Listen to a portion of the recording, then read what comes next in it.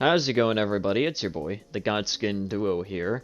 So, more and more, I am beginning to kind of grow a little bit excited about Starfield. Not just because of the fact that it's a brand new open-world space adventure game, almost akin to that of No Man's Sky, but also because it has caused such a massive schism across fanboys and even failed developers alike, to the point where they will literally dissect absolutely fucking anything in order to try and claim that it's going to be a failure. I have no idea. I mean, I will happily eat my words if Starfield ends up in a Fallout 76-like situation where it comes out of the gate as the most buggy mess of all time.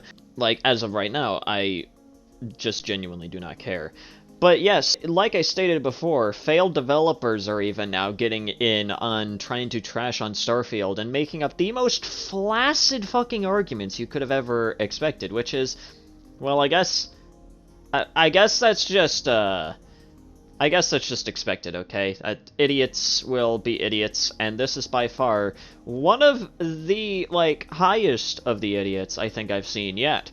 So, let's just get into it. We have Grums here, and in case you don't know who the fuck this guy is, I might as well give a little bit of a backstory. No, this is not the Grum from Mojang. No, this is a different guy that apparently had a studio called like Firefall Studios and decided to spend literal millions of dollars on promotional material for the game that he was trying to work on. What kind of promotional material was it? Do you think it was sending out Steam keys to potential reviewers? Do you think it was, you know, setting up advertisements onto different websites?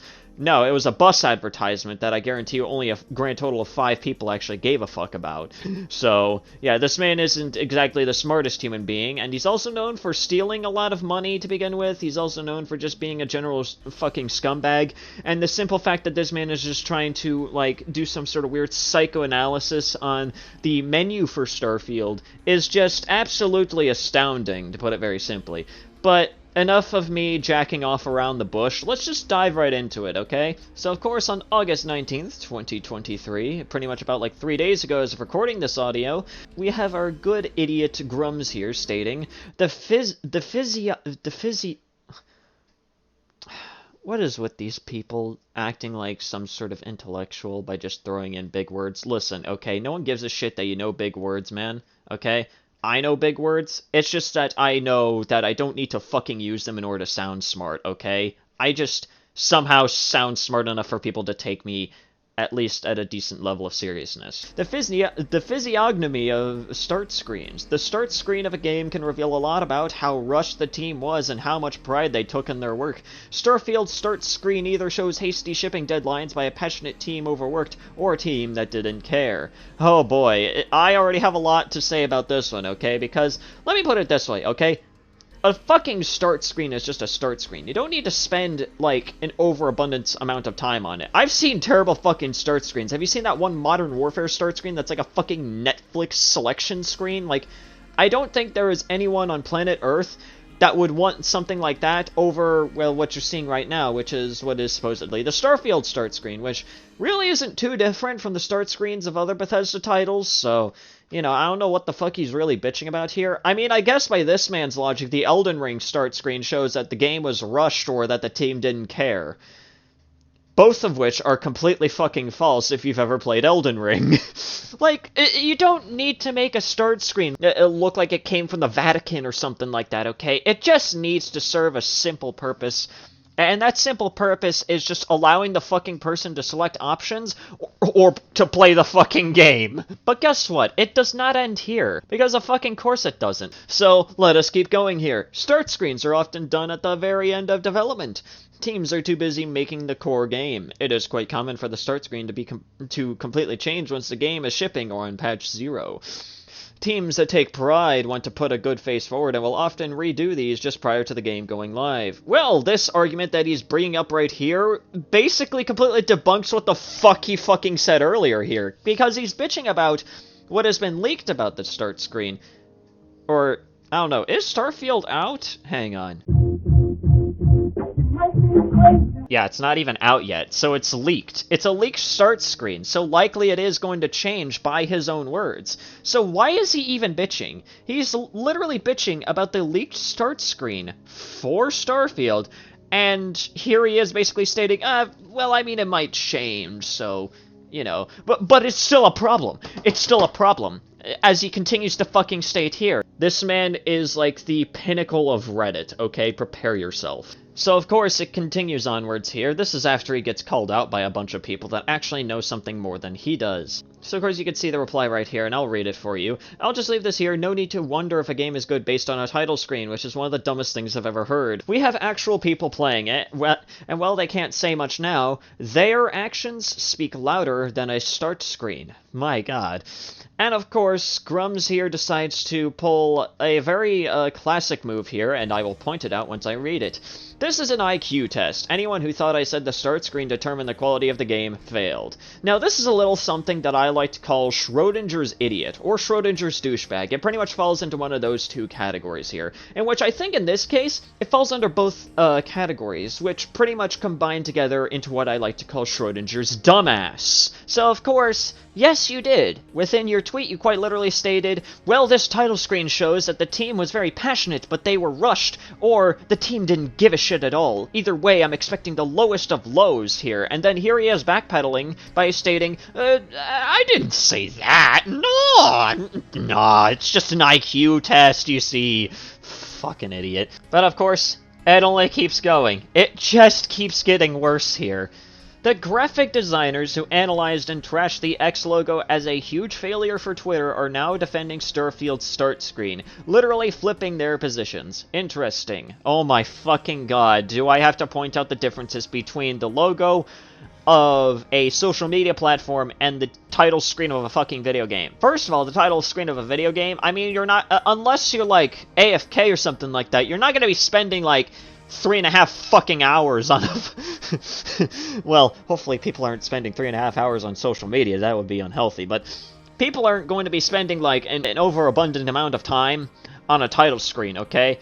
Usually it only lasts for, at most, maybe, like, 30 seconds. Like anywhere between, like, 10 to 30 seconds. That's about how long a title screen is going to be in front of someone's face for.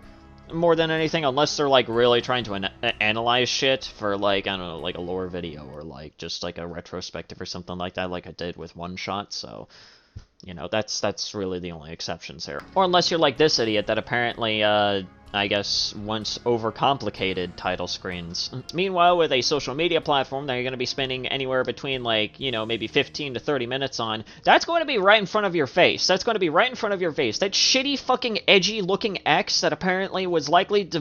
that looks like it was designed by a fucking 12-year-old, you know, is going to be right in front of your face. Apparently Elon Musk is, like, literally a fucking child, like, you know, on the inside, which I guess perfectly makes sense. He is really just an overgrown child. But yeah, apparently this man doesn't actually understand the difference between a social media platform and the title screen of a video game, where it's barely going to be fucking visible. But of course, it only keeps going. He follows up his, you know, tirade with this: never judge a book by its cover is a huge myth. Authors know this. People buy on covers all the time. First of all, you fucking dinosaur, we don't live in the age without the fucking internet anymore, nor do we...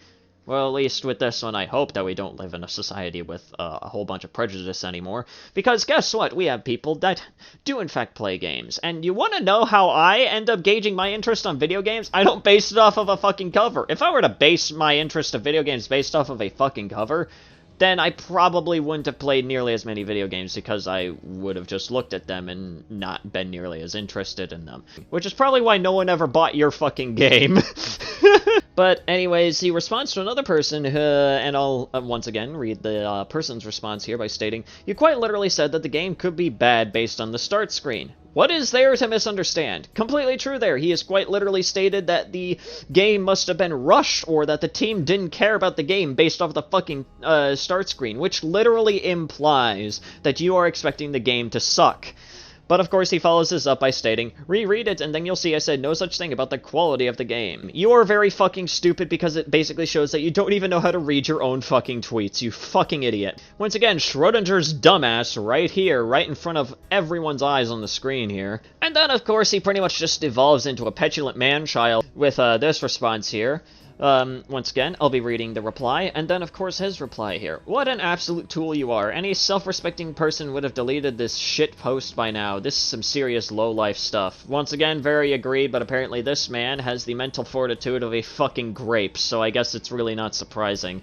But of course Grums decides to respond by stating, it's a start screen. Y'all acting like I fucked your mother. Oh my fucking god, Jesus Christ. Go back to 2012 Call of Duty lobbies, you fucking idiot. But that's pretty much where this entire situation ends. I don't know if there are any more tweets. Those are just kind of the ones that I've been seeing circulating around and I kind of found interest in. I personally just find this entire situation funny, okay? Anyways, guys, what have we learned here today? Well, we have learned that if a title screen isn't, like, akin to a Pablo Picasso piece and isn't frustrating to get through, then obviously the game is going to be completely and totally dog shit and the development team didn't care or that they were rushed.